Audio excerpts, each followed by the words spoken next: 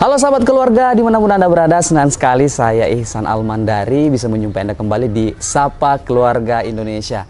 Dan pada kesempatan kali ini kita bincang-bincang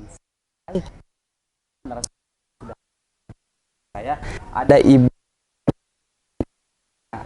agak panjang ya, Hajra As'ad MKes. Beliau merupakan Kepala Dinas Pengendalian Penduduk dan Keluarga Berencana Kabupaten Mamuju. Assalamualaikum dok. Apa kabar? Waalaikumsalam warahmatullahi wabarakatuh. Baik. Sehat selalu. Jadi dokter ini terima kasih banyak karena sudah meluangkan waktu di tengah aktivitas kesibukannya bertugas di Dinas PPKB Kabupaten Mamuju. Nah, dok, hari ini kita mau bincang-bincang dok terkait dengan salah satu tugas dan tupoksi dari Dinas Pengendalian Penduduk dan Keluarga Berencana, yaitu tentang pencegahan pernikahan anak dan juga stunting. Tapi nanti kita lebih akan banyak berbicara tentang stunting.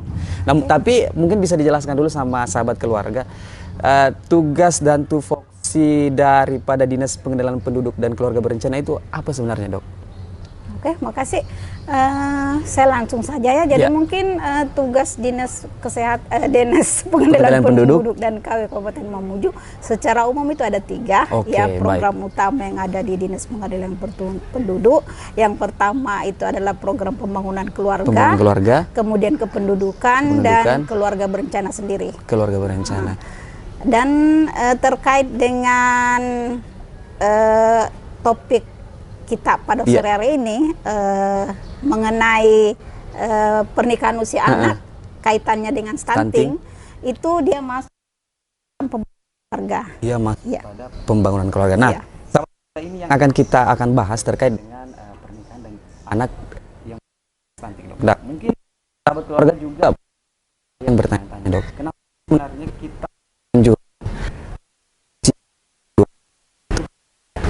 Jadi sebenarnya sangat jelas ya di peraturan pemerintah nomor 16 tahun 2021 ya, 2021 kemarin, bahwa pernikahan di Indonesia itu adalah untuk usia 19 tahun untuk laki-laki dan perempuan. Ya, meskipun untuk di BKKBN pernikahan ideal itu adalah umur 19 untuk umur 21 untuk perempuan dan 25 untuk laki-laki. Nah, dan untuk saya kira undang-undangnya saya sudah jelas ya, menganjurkan kepada seluruh keluarga Indonesia pentingnya menjaga jangan menikah dulu, menikah dulu, sekolah dulu, sekolahkan anak kita, ya, dibuat harus ada program bagaimana untuk masa depan untuk putra-putri kita, misalnya bagaimana pendidikannya, kemudian bagaimana karirnya ke depan. Seharusnya itu yang sudah harus dipikirkan orang tua. Jadi mungkin saya sarankan kepada sesama saya juga orang tua ya, saya punya putra-putri juga yang masih remaja dan saat ini alhamdulillah tidak masuk, karena mereka sekarang yang paling, saya kira yang bungsu saya umur 18 tahun, kemudian yang selebihnya sudah mahasiswa dan mereka masih melanjutkan pendidikan. Saya kira mungkin keluarga Indonesia yang lain, saudara-saudara masyarakat Mamuju, ya, bagaimanalah kita sebagai orang tua memberikan kesempatan kepada anak kita, merencanakan kehidupan yang lebih baik untuk putra-putri kita ke depan dengan melanjutkan pendidikannya. Jadi kalau untuk menikah jangan dulu, ditunda dulu, tapi lanjutkan dulu pendidikan dan untuk perencanaan masa depan.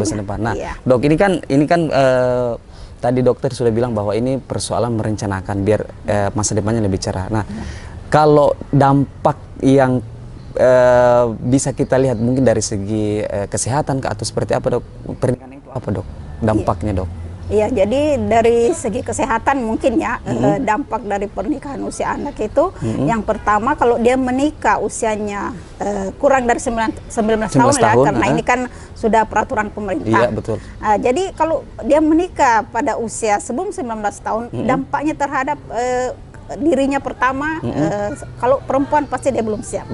Organ reproduksinya belum siap untuk melahirkan, untuk mengandung, untuk hamil, untuk melahirkan, itu belum siap. Yang kedua, secara psikologis juga dia belum siap, belum matang.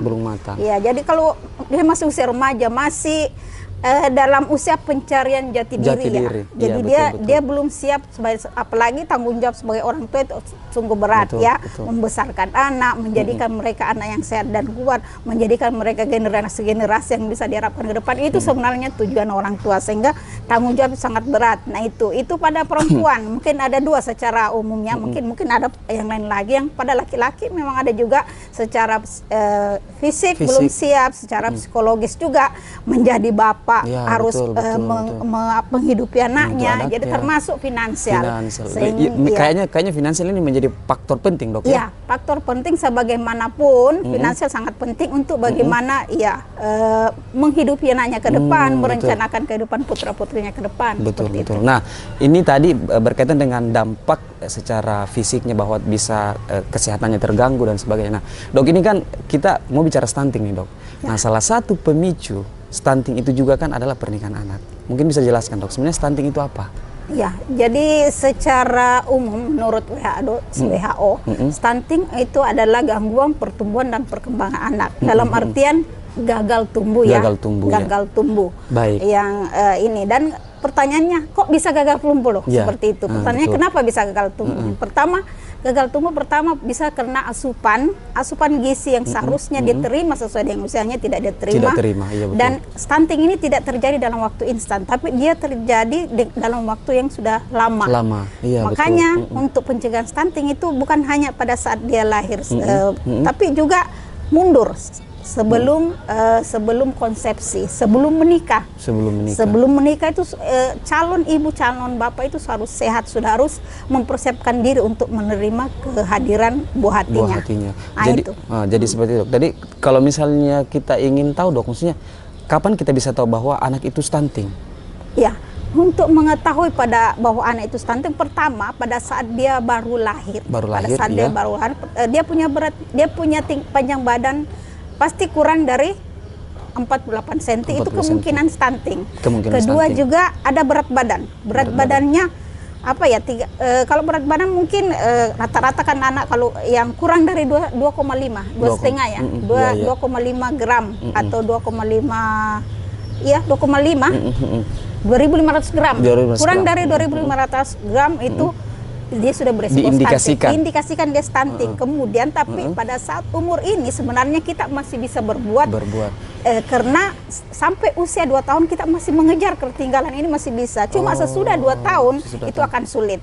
Makanya 270 hari dalam kandungan itu yang kita harus perhatikan. Selamatkan 1000 hari pertama kehidupan, 270 dalam kandungan, dan 730 hari sampai bayinya berumur 2 tahun. 2 tahun. Artinya kalau diagnosanya ukuran dan tinggi badan, berat badan dan panjang badan tidak sesuai, kita push diindikasikan. Nah, terus kalau perkembangan secara kognitif dan kecerdasan, Dok, misalnya mungkin dia lahir pada saat lahir ada indikasi stunting. Nah, apakah nanti pada perkembangannya nanti bisa tidak stunting?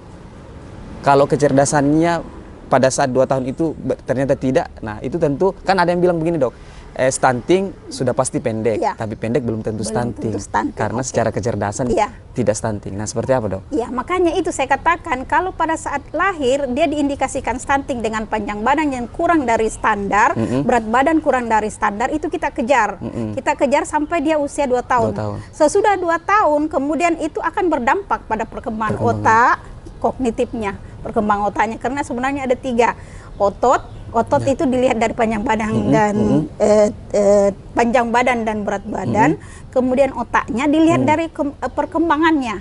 Perkembangannya itu kalau di BKB ada namanya dinilai dari namanya kartu kembang anak. Di situ dilihat apakah dia berkembang sesuai dengan umurnya atau tidak. Kapan tidak sesuai umurnya berarti sebenarnya ya dia sudah berkembang otaknya juga terhambat. Seperti itu. Nah, kalau kita bicara bahayanya, Dok, apa sebenarnya ini bahayanya stunting, Dok? Ya, jadi untuk stunting ini sekarang mungkin belum kelihatan ya. Pada saat, makanya itu tidak seksi. Itu sebenarnya mungkin stunting ini tidak seksi karena sekarang belum kelihatan dampaknya nanti. Pada setelah saat dewasa, dia berusia, pada saat dia berusia usia produktif lah, 20-30 tahun, nah itu baru kelihatan. Yang pertama dampaknya itu pada pada otaknya ya. Otak, kemampuan otaknya tidak akan sama dengan kemampuan anak-anak yang tidak stunting. Dengan seusianya. Seusianya ya, seusianya itu tidak akan sama, pasti tidak sama. Daya tangkap otaknya akan tidak sama. Kecerdasannya, kemudian inovasinya, kreativitasnya juga akan beda. Dan mungkin anak-anak yang tidak stunting akan lebih percaya diri. Karena ya pasti postur tubuhnya lebih ideal ya, lebih ideal dibanding anak yang pendek. Betul. Kedua, di opportunity, di keberuntungan dia pasti tidak sama dengan anak-anak yang lain. Kalau yang lain dia mau pilih mau masuk tentara boleh, masuk pilot boleh, mau pramugari boleh, silakan. Karena tinggi badannya memenuhi syarat. Nah itu. Kemudian yang ketiga ini yang sebenarnya yang menjadi apa ya? Menjadi pertimbangan sebenarnya pemerintah karena ini akan menjadi beban negara. Beban negara. Seperti apa tuh dok beban negaranya? Penyakit degeneratif. Pada saat usia produktif 20 tahun, 25 tahun, 30 tahun dia sudah menderita penyakit degeneratif. Yang mana itu? Hipertensi, DM, penyakit jantung pembuluh darah, dan kita tahu biayanya ini kalau kita menderita penyakit ini itu akan seumur hidup. Hipertensi seumur hidup, DM seumur hidup harus berobat. Otomatis ini ditanggung sama negara. Ditanggung negara, kolapslah BPJS seberapa banyak pun dananya. Akhirnya bisa jadi BPJS ini makin naik biayanya dok ya, pembayarannya. Karena atau dia kolaps. Iya seperti itu. Jadi memang dampaknya ini, dampak masa depannya ini yang kita takutkan ke depan. Kalau jadi kalau normalnya umur 50 tahun baru kita kena penyakit degeneratif. Itu normal-normal saja. Itu sudah sunatullah. Sunatullah ya, betul. Ya, sunatullah normal. Tapi 25 tahun, 30 tahun, 35 tahun itu usia produktif. Harusnya dia sehat pada saat itu, tapi dia sudah menderita. Artinya kalau saya kena 50 tahun, paling umur saya 60, paling beban negara pada saya paling 10 tahun atau 13 tahun lah, 63 tahun lah kira-kira ya. 13 tahun dibebani negara untuk membiayai pengobatan saya. Tapi kalau dia mulai 25 tahun dia sudah menderita sampai misalnya dia baru 63 tahun juga. Padahal harusnya ini adalah masa produktif. Masa produktif itu yang menjadi pemikiran seluruh, maksudnya pemimpin dunia, pemimpin negara. Wah ini kalau ini yang dipelihara, stunting ini dipelihara, habis. Artinya memang sejauh ini tidak ada obat untuk bisa menyembuhkan stunting dok? Kalau dikatakan obat, kalau lewat dari masa 1000 hari pertama kehidupan, ya sudahlah, kita kembalikan ke keluarganya, tetap diberikan intervensi sesuai dengan pertumbuhan dan perkembangannya. Tetap artinya harus tetap ada perawatan. Sama dengan anak-anak tidak stunting perlakuannya. Tetapi untuk yang 1000 hari pertama saya kira kita harus betul-betul, nah ini yang harus kita cari, mereka yang sudah lahir stunting ini yang harus kita push supaya tidak jadi stunting. Itu soalnya tugas kita, tugasnya petugas kesehatan, tugas semua masyarakat untuk ini, menjaga mereka ini. Di samping itu kalau sudah stunting ya kita tetap ya supaya meminimalisir ya dampak stunting yang lebih berat. Baik. Nah, kira-kira dok, pencegahan yang paling efektif yang bisa dilakukan oleh masyarakat dalam rangka kita sama-sama ini mencegah stunting apa dok? Ya, jadi mencegah stunting. Ya, pertama kita mencegah mulai kalau kita dari dulu ya. Jadi kalau ada remaja, remaja itu pastikan dia tidak anemia. Kekurangan pastikan darah. Dia tidak kurang gizi. Pastikan dia tidak pastikan dia tidak menikah di bawah usia 19 tahun. 19 tahun. Itu pada remaja. Pada ibu hamil, pastikan dia tidak kurang gizi, pastikan dia tidak anemia. Ya, pastikan dia itu ya, pastikan dia memeriksakan fasilitas kesehatan. Ya, kandungannya ke fasilitas kesehatan, ke petugas yang memang memiliki kompetensi untuk memeriksanya.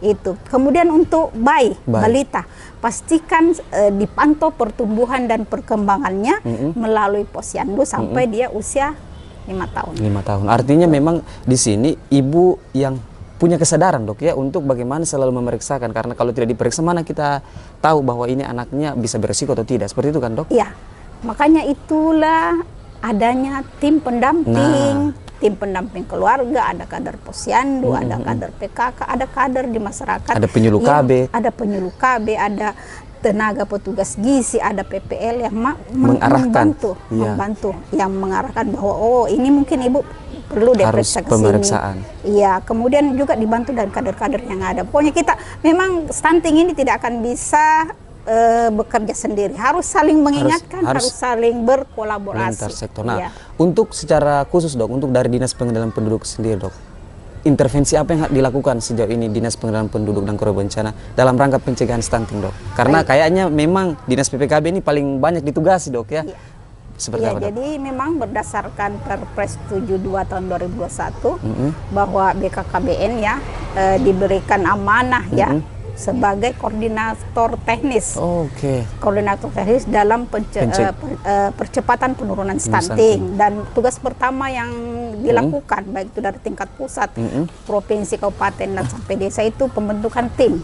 Jadi timnya, tim percepatan penurunan stunting sudah dibentuk mulai dari pusat, provinsi, bahkan Satgas juga ada di provinsi. Kemudian di kabupaten ada juga tim percepatan, Forkopimda, wakil bupati sebagai ketuanya, bupati pengarah, kemudian di TPPS kecamatan Pak Camat sebagai ketua wakil juga. Ketua kepala puskesmas sampai ke tingkat desa itu ketua tim penggerak PKK, Pak Desa sebagai pengarah. Itu yang pertama. Yang kedua ada namanya 8 aksi konvergensi. 8 aksi konvergensi ada 16 OPD di dalamnya yang bersinergi ya melakukan konvergensi sesuai dengan tupoksinya masing-masing. Misalnya contoh kalau di ketahanan pangan kemarin mereka ada gerakan gertak, gerakan tanam katuk untuk melancarkan ASI supaya ASInya bisa ibu hamil itu lancar ASInya. Kemudian ada di perikanan dan kelautan penyediaan itu Gemari, program Gemar makan ikan. Makan ikan itu mengandung omega 3 dan 6 dan zinc. Itu akan menyehatkan dan kasih tinggi anak. Jadi zinc meninggikan anak, omega 3 dan 6 itu mencerdaskan anak. Kemudian di ketahanan pangan tadi sudah, kemudian di pertanian ada PPL, petugas lapangan, petugas penyuluh pertanian lapangan penyuluh pertanian, penyuluh lapangan ada pertanian, PPL lah. PPL itu tugasnya menyiapkan benih-benih yang kemudian dilakukan untuk pemanfaatan pekarangan. Kemudian kami di KB ada namanya BKB, ada PIK, ada BKR, ya ada Kampung KB, ada nanti program dasar di 2023. Di semua. Nah ini semua seandainya semua optimal insya Allah percepatan penurunan stunting di Dinas Kesehatan pasti jelas ya spesifiknya, mulai dari pemeriksaan ibu hamil ya seterusnya ya gizi. Nah itu semua di posyandu itu. Tadi dokter juga sempat menyebutkan tentang tim pendamping keluarga. Mungkin bisa jelaskan sedikit dok, kerja mereka dari tim pendamping keluarga ini seperti apa? Jadi berdasarkan Perpres tadi ya memang kita diamanahkan untuk membentuk tim pendamping keluarga. Jadi tim pendamping keluarga itu terdiri atas 3 orang ya. Jadi satu tim tiga orang, ada satu bidan. Itu satu desa dok ya? Tergantung jumlah penduduknya. Jadi ada yang padat penduduknya kayak di Kecamatan Mamuju ini ada sampai tiga tim. Satu tim 3 orang. Iya dalam satu kelurahan. Jadi mungkin ada range-nya antara 1000 sampai 1.500 sampai 2.500 itu mungkin dia di-cover oleh 3 satu tim atau 3 orang ini. Jadi ada bidannya, ada kader PKK-nya, ada kader KB-nya. Tugas mereka itulah mendampingi yang pertama calon pengantin 3 bulan ya, screening pranikah. 3 bulan sebelum menikah dia harus kunjungi calon suaminya, calon istrinya. Calon suaminya juga dilihat apakah dia merokok atau tidak, karena rokok juga itu menyebabkan asap rokok akan menyebabkan dampak terhadap janinnya. Betul. Kemudian ibu hamilnya diperiksa apakah dia anemia atau tidak, apakah dia kurang gizi atau tidak, berapa umurnya. Nah, ditetapkan di situ apakah dia beresiko atau tidak. Kalau dia beresiko, tugasnya tim untuk mendampingi mereka supaya untuk mendapatkan intervensi terhadap resiko yang dihadapi oleh calon pengantin. Begitu juga ini ibu hamil, ada pendampingan oleh mereka. Mereka harus ke petugas ke bidan 8 kali. 6 kali minimal, bisa 8 kali dalam 1 tahun, dan itu dibiayai.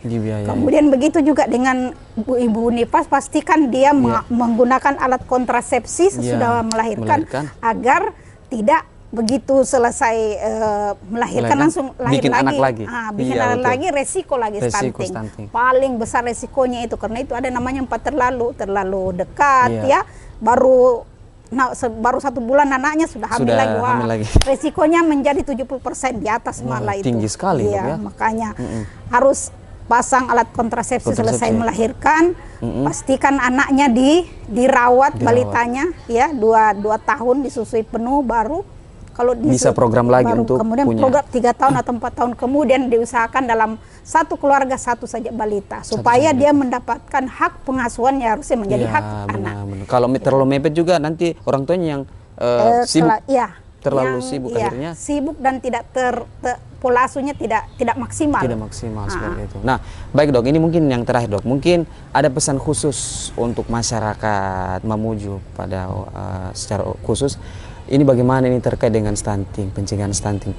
Ada pesan khusus Dok untuk masyarakat Mamuju terkait stunting? Ya.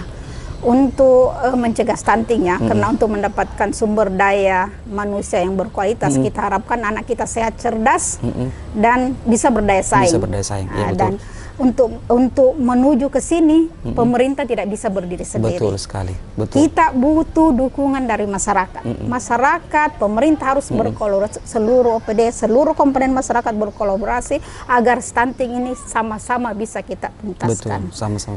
Iya. Baik, terima kasih. Baik. Assalamualaikum warahmatullahi wabarakatuh. Baik, luar biasa. Ini kalau kita bahas masalah stunting, pernikahan anak kayaknya ini nggak selesai kalau dalam sehari Dok ya. Luas penjabarannya, tapi tenang saja sahabat keluarga, karena ke depan kita akan banyak berdiskusi dan berbincang-bincang santai terkait dengan keluarga, karena memang program sampaikan Dok bahwa Sapa Keluarga Indonesia ini merupakan program yang khusus membahas terkait dengan persoalan-persoalan keluarga Indonesia, dan memang kebetulan juga ini adalah episode pertama, episode perdana kami. Nanti kita akan berjumpa di lain waktu. Terima kasih banyak, dan terima kasih banyak juga Bu Dokter atas waktunya, dan terima kasih banyak untuk sahabat keluarga yang ada di rumah dan dimanapun Anda berada.